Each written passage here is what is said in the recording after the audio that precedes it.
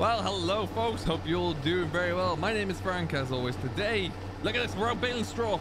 We're in the spring barley straw, which is looking pretty good actually. We left it for a while because there was a little bit of green in places, and then it got wet, and then we had to just let it dry out a bit before we were put into bales. But we're out, we're putting it into square bales today. We're going to keep hold of it. The D1000 New Holland baler is doing God's work here as we plow through this field, and then we've got the small little paddock to do as well over by where the combine is. You can just see behind the cattle over there, and that's all we've got cut down so far. It's been one of those weeks where we've been doing a lot, but we just haven't got too much done in all really. The winter barley isn't ready yet. It's still a little bit out there, and we haven't cut the hay ground down yet either because, like I said, that got a bit wet. So we'll get this straw bale. We're going to stack it in the field so it can dry out a little bit. Lift up that picket reel there, and then we'll come back to it. We'll get that all baled up. We'll get this all carted into the shed. Sorry there. We'll get the hay cut down and a bit of second cut silage as well. And then the fun and games will begin. And then probably the winter crops will be ready to go at the same time, no doubt, because that's how things like to work around here. Yeah, as you can see, John Deere is going well. We're ticking along here. We're on the 6630 today, and it is just sauntering along very nicely. Really is handling this baler like a dream, no problem at all. You can hear that beep there is it telling me that that's another bale out, which is good. It seems to be handling it very nicely. And yeah, so first field in, we got this all serviced over here because we did some contracting work with this baler for a neighbor not so long ago. But this is the first of our stuff this season we're doing, and we'll probably get some hay baled up with it as well, I would imagine. Just to get, I like to do a little bit of both, just in that case. And if we do ever, we'll get over there. If we do ever come to sell it, we have a different option really for the buyers, and easy to handle. Good to kind of use it in pens around cattle, and particularly around sheep as well. So a lot of sheep farmers will use square bales. So yeah, it's a bit all over the place really, but yeah, it's coming on in well. And what we'll do, in fact, when we just get around here, there's 4 headlands here to pick up. We are currently just knocking out the 3rd. There you go. And yeah, this is coming all along very nicely indeed. This all actually combined in very nicely indeed. Yield wise, you know, for winter barley there, it wasn't that bad. The spring barley, I'm curious to see what that's looking like, but for this winter barley here, it's in about 3 to 3.5. You know, depending upon spot yields there, were a little higher in places, but yeah, I would say ultimately there, I would say this is coming in around about 3.3, 3.4 ton if I had to put a gauge on it there. Okay, and so we'll just lift this up. Now we're waiting for some wagons to come as well at some point soon. Trying to get rid of the barley as soon as we can because we don't have too much space in which to store it. So if we can find somewhere to get rid of it, you better believe we're going to do that. And we're going to kick it on out there. There you go. But the 6820 is purring along. I think I may have said the 6630 before. The 6820 is cracking along. It seems this is one of the first real PTO jobs we've done with it for a while. So it's nice to see that it's still kind of kicking along in there. Yes, we did a bit of mowing with it as well, but it seems to be handling everything we're throwing in it very well indeed. Nice and steady since we had to do a gasket rebuild really. There we go. So we're actually embarking on now as well. Well, it's going to be a very hot couple of days of weather here, so I'm not going to throw it straight into the shed because if there's any moisture inside these bales still, it will start to sweat, and then you can quite often see that ended in a bit of a fire, which we obviously we don't want to see happening. So we'll just take our time. We'll get them stacked up there, probably in 3s in the field, and it can stay there for now.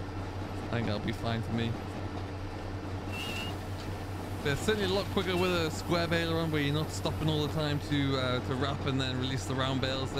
You can really get a lot of ground covered this way.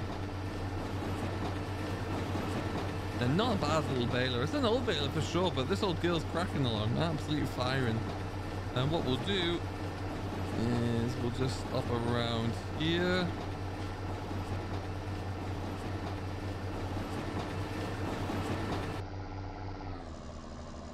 Okay. And we'll just let that kind of slow itself down.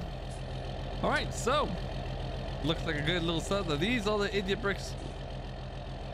Cancel that. So these are the bales that we are producing here. These are kind of mini quadrants, really. They're packed in nice and tight, though. We've got the pressures dialed right up on these, so we can get a few less bales for each field. But yeah, it is looking very, very good. Actually, very happy with how it's coming along. I did have to adjust the chains on the back of the gate just slightly, because it was just starting to drag on the deck ever so slightly there. But yeah, ultimately it's going very well there. Beautifully simple machine to dial in this one. In the time that we've owned it, I've never really seen any issues or any adjustments that we have to make consistently there, or a lot of these older square balers, you start to have to figure out the habit of them and the knack of them and see how they want to behave in certain conditions, whereas this one, it's pretty stable, pretty steady, which is fantastic to see. It can fly through straw like there's no tomorrow, and as you can see, yeah, we'll get this field done in no time at all, really. And it's, yeah, very, very pleased about that. So we'll see how many bales we get off this. I'd be curious to see. Put your guesses down below in the comment section if you have any ideas of what that might look like. We'll probably just miss a bale there, I think. There you go. You actually start to see a little bit of mud kicking up on the tires now. So the soil's still a bit sticky out there. So the straw's nice and dry, we can get that in there, but the soil's still holding a little bit of moisture.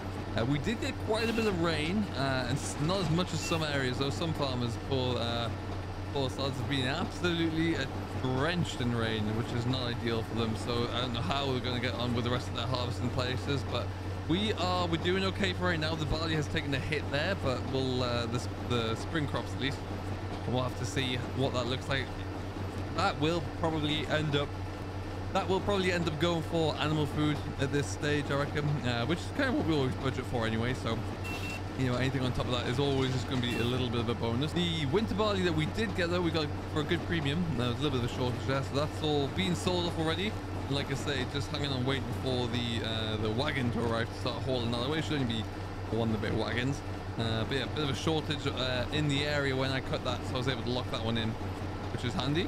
And then I do believe they're still struggling to find wagon drivers at the moment. There's a bit of a shortage on drivers around the place, so we'll have to see if and when they arrive.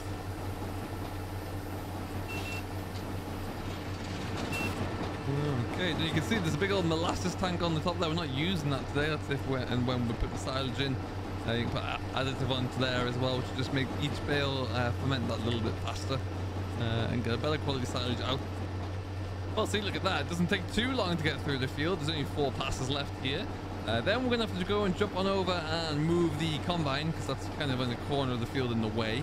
So we'll have to get that one all done. Take the table off, put it onto the trailer, and then shift a few things around. But we can get that all done this evening. There shouldn't be an issue. And we'll be good. But yeah, just plenty of work to do, really. And then we'll get this all baled today. Like I say, get stacked up. Might look at seeing if we have to shift the combine. But I know we're going to look to get some muck put onto these fields as well before we plow them over again.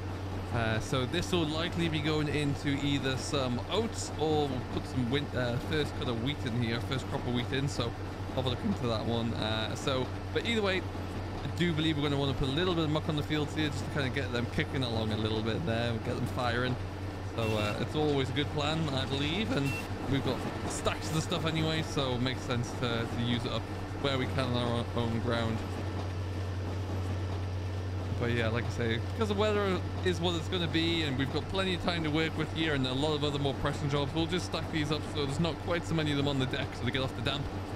And then we will, all being well, we'll get on with the rest of the hay and second cuts soon. But like I say, need more hands really to get that one done. Have to get some of the family members back in to help out, I think. Okay, and around we go there. Get this last little swath. Good amount of straw around, though. Really good amount of straw, to be honest. Just the manner in which the growing season came this year. In spring there, we had some warmer, dry weather. Then I think it was around end of April, May, we had a lot of rain, and then some warm temperatures after that. So you got the perfect combination for growing.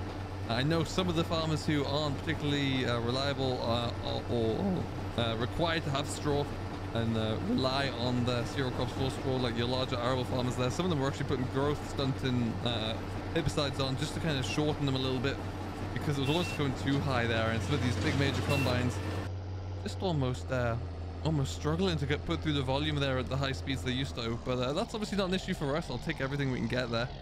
And it worked out pretty well. Okay. So we'll just stop. I'm going to have a quick look-see. Hold that up. You can hear that flywheel slowly grind into a halt. There you go.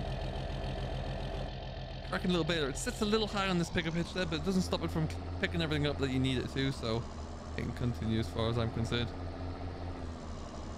But okay, around the corner we go here. And then we'll just get that combine all moved out the way, I think. And in we come. So yeah, we were able to eventually, we got everything tipped just into there. Not too much of it there. Doesn't look quite so so bad. But yeah, there'll be a truck and a half there, I guess. We just need to get that all sorted out. Here's the 66 poking his head around the corner. And what I'm going to do is we'll probably just pull this forward into here, then we'll get on and empty out, move that combine out of the way.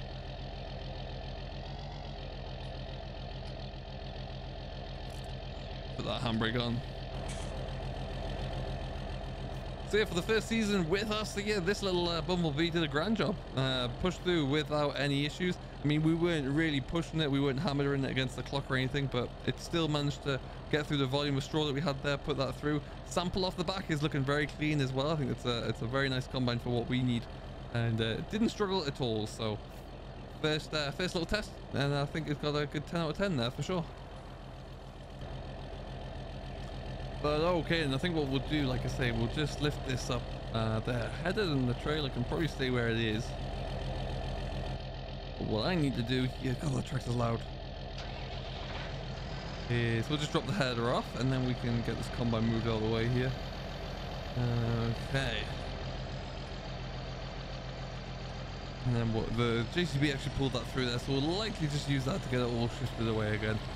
Next move will be down to the farm 1. Well, we'll look to get it all set up there. The new ground that we have is actually coming along probably faster than some of the stuff we have at farm 1, if you can believe, so we'll be heading over that way. But this is by far and away, this was the only stuff that's ready to go straight away there, so we're not too far over there. Come on, Frank, get that lined up. There you go.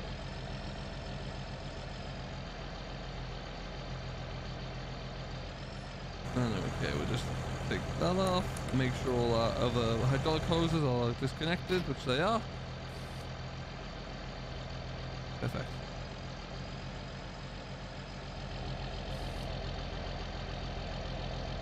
And alright, and I think what we'll do for right about now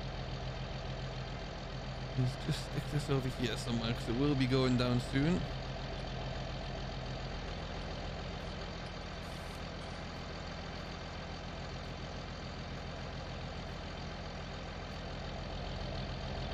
Easy, easy. Hold that. And now this little field here, obviously a lot smaller here, but this one the yield was even better. It was high 3s actually.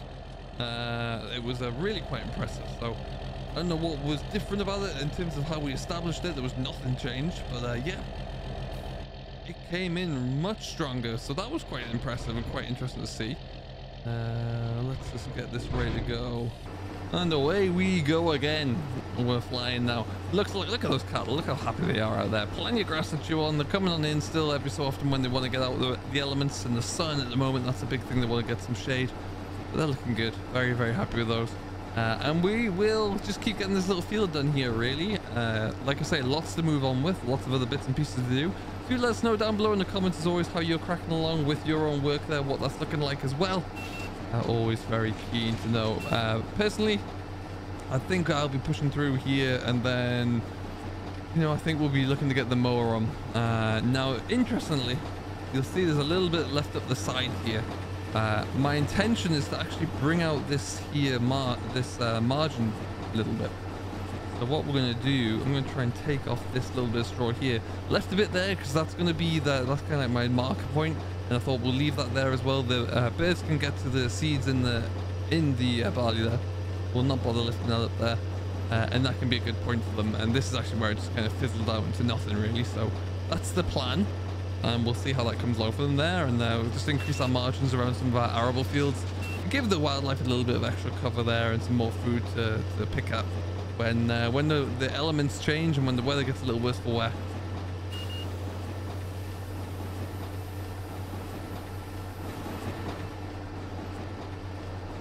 Okay, and yeah, we're gonna just push this through, get this all stacked up into 3s, and get on with the second cut silage, I think, around about there, because that is all mounting up. I've even got a friend who wants a little bit of work done as well, so we're gonna have to try and get that in. Might just try and trade me doing some work for him to come and do some tractor driving for a day or two, and we'll see. But that is all on the to-do list. So I hope you have enjoyed this little update. Do let me know down below any comments, any feedback, or any questions you may have. And we will see you all in the next one. But from me, Frank, inside the cab here of the John Deere 6820, we'll see you all in the next one. Catch you later.